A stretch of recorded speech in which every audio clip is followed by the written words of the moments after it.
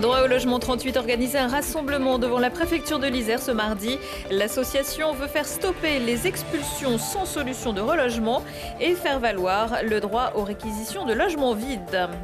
La culture scientifique à portée de tous dans un bâtiment de 2000 m² pour découvrir les sciences de la Terre, de l'univers et de l'environnement. C'est ce que propose Cosmocité. Ce sera à Pont-de-Claix dans un peu plus d'1 an. Et puis le monde de l'hydroélectricité accueilli pendant 2 jours dans le bassin grenoblois, lieu de naissance de la houille blanche, pour échanger, se tourner vers le futur et mettre plus en lumière cette énergie propre. Bonsoir à tous, ravi de vous retrouver dans ce JT du mardi 12 octobre 2021. L'essentiel de l'actualité du Grand Grenoble du lundi au vendredi à partir de 18h. L'infirmière du centre hospitalier Alpes-Isère de Saint-Égrève, déboutée par le juge des référés du tribunal administratif de Grenoble, suspendue sans traitement par la direction du CHE car opposée au pass sanitaire. Alors que l'obligation vaccinale pour les soignants entrait en vigueur le 15 septembre, elle demandait qu'on lui rende, je cite, son métier et son salaire. Le juge a estimé que la direction de l'hôpital n'avait fait qu'appliquer la loi. À quelques jours de la traditionnelle trêve hivernale du 1er novembre, droit au logement 38 manifesté ce midi, place de Verdun à Grenoble devant la préfecture de l'Isère. Leurs revendications, stopper les expulsions sans solution de relogement, mais aussi faire valoir le droit de réquisition des logements vides. Dans la foule, militants et personnes en attente de logement et des familles installées dans le parc Alliance depuis plusieurs semaines. On observe donc chaque semaine dans nos 2 permanences toujours plus de situations de mal logement. Donc il y a des personnes qui sont sans abri, des personnes qui sont menacées d'expulsion, des personnes qui sont hébergées dans des conditions indignes. Et en fait, on se rend compte qu'un des points communs à ces situations, c'est que l'État ne remplit pas ses missions. Et c'est pour ça qu'on a décidé en assemblée de se rassembler devant la préfecture pour demander à ce que le préfet et l'État à travers le préfet prennent des mesures à la hauteur des enjeux. Il faut bouger un peu parce que là, franchement, il y en a beaucoup. On n'est pas 1, on n'est pas 2, on n'est pas 3. On est nombreux à ne pas avoir un logement et d'avoir des problèmes de santé et de ne pas avoir la nourriture pour manger, pour nous nourrir, même l'hygiène, même de tout. On a vraiment besoin d'avoir un logement fixe pour notre situation. Et lors de la nuit de la solidarité organisée par la métropole en 2019, les bénévoles avaient comptabilisé 1757 sans-abri sur le territoire. En attendant d'aller peut-être un jour habiter sur Mars, les travaux du futur centre des sciences de la Terre, de l'univers et de l'environnement de la métropole se poursuivent sur le site des anciens moulins de Villancourt à Pont-de-Claix. Le lieu a désormais un nom, Cosmocité, choisi par 3000 citoyens votants et préféré à Pulsar et Microméga, Laurie Baillet. Démarrés en juin dernier, les travaux du futur centre de sciences de l'agglomération grenobloise avancent à grands pas. Situé dans la commune de Pont-de-Claix, sur le site des Grands Moulins de Villancourt, l'établissement pourra accueillir d'ici fin 2022 60 000 visiteurs par an, dont 20 000 scolaires. L'objectif, rendre la culture scientifique accessible à tous. Son petit nom, Cosmocité. L'idée, c'est qu'on ait un nom court et un nom qui parle.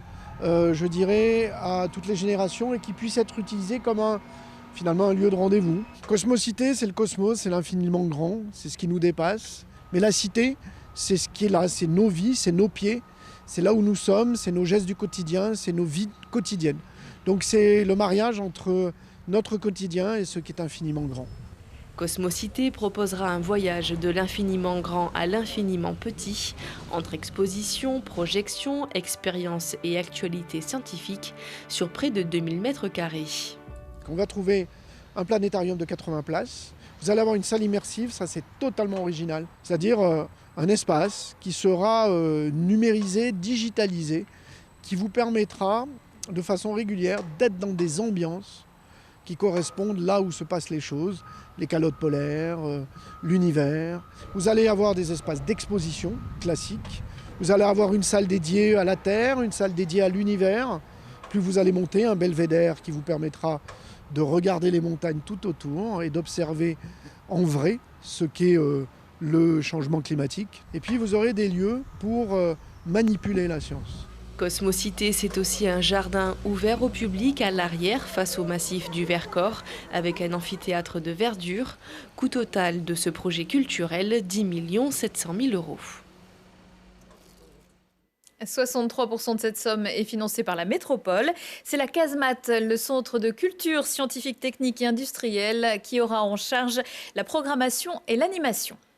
Le plan d'investissement France 2030, présenté ce mardi par le président de la République Emmanuel Macron, sera pour près de la moitié consacré aux énergies qui doivent servir à décarboner l'économie, nucléaire et hydrogène, mais pas un mot sur l'hydroélectricité, qui est déjà souvent oubliée lorsque l'on parle d'énergie verte.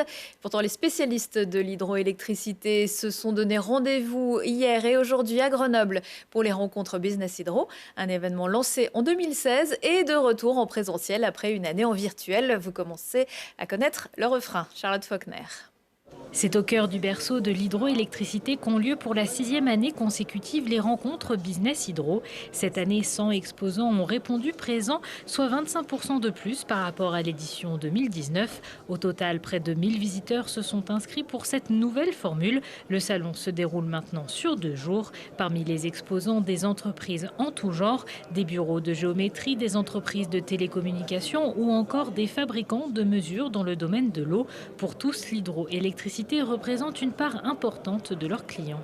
Exactement, on a quelques clients déjà qui sont dans ce type de métier et le but c'est de se faire connaître encore plus pour promouvoir nos produits. Ça nous permet en fait de croiser des gens qui nous font travailler ou qu'on fait travailler, mais qu'on n'a pas l'habitude de rencontrer hors mission. Ici c'est une occasion annuelle d'être dans la même pièce que tous nos clients, nos sous-traitants, nos partenaires avec lesquels on travaille tout le reste de l'année.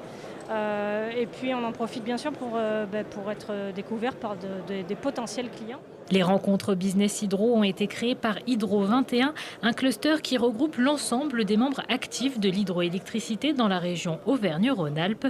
Souvent oubliée des énergies renouvelables, l'hydroélectricité représente 13% du mix de l'électrique français, alors que le solaire ou l'éolien sont à 8 à 9%. Ces rencontres sont donc l'occasion de redonner à l'hydroélectricité ses lettres de noblesse. C'est une énergie propre, c'est une énergie renouvelable, c'est une énergie qui est pilotable, c'est une énergie également qui est stockable. Donc tous ces avantages-là sont un peu gommés parce que les pouvoirs publics considèrent que c'est une énergie qui est ancienne, qui est mature, qui n'innove plus. Et nous, on est là pour dire le contraire et pour expliquer que l'énergie hydroélectrique est une énergie d'avenir.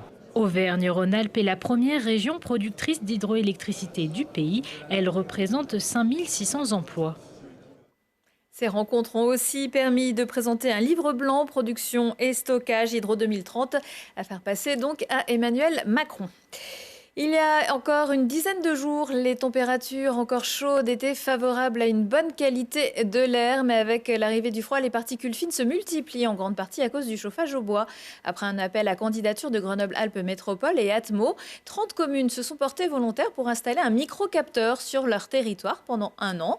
Noyaret a répondu présente et peut mesurer les particules fines grâce à son capteur sur le toit de l'école élémentaire Le Murier.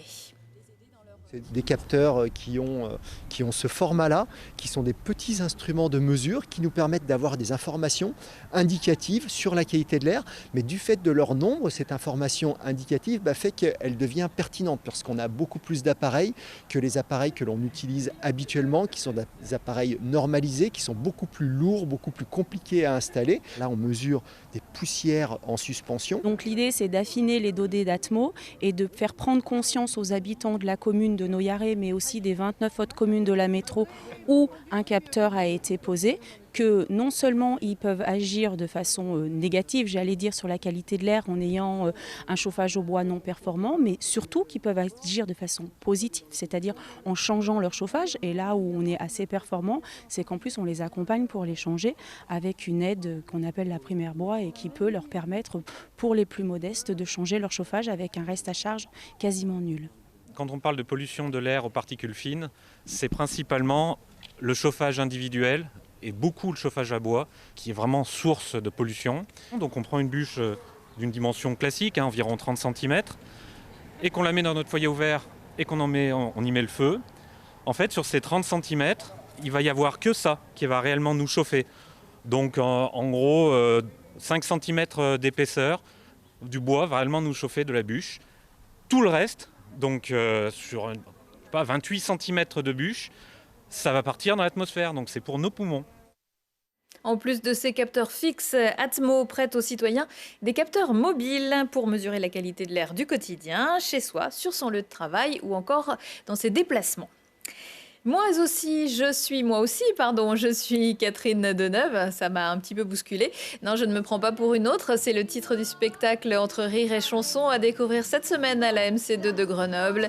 L'histoire d'une famille un peu foutraque dans laquelle, à la disparition du père, Geneviève décide qu'elle est Catherine Deneuve. Son frère, sa sœur et sa mère ne vont pas bien mieux. Moi aussi, je suis Catherine Deneuve, c'est donc à la MC2 jusqu'au 22 octobre. Retour de l'actu à 19h, 21h, 23h et en replay sur télégrenoble.net. On se quitte en musique avec Secret Places, le groupe mené par Alfio Origlio et Célia Kameni qui sera en concert à l'Oriel de Vars mercredi soir. Dans le cadre du Grenoble Alpes Métropole Jazz Festival, ils vous proposeront une recomposition de standards de la pop et de la soul music. U2, Gregory Porter ou même Jeanne Moreau. Je vous souhaite à tous une excellente soirée.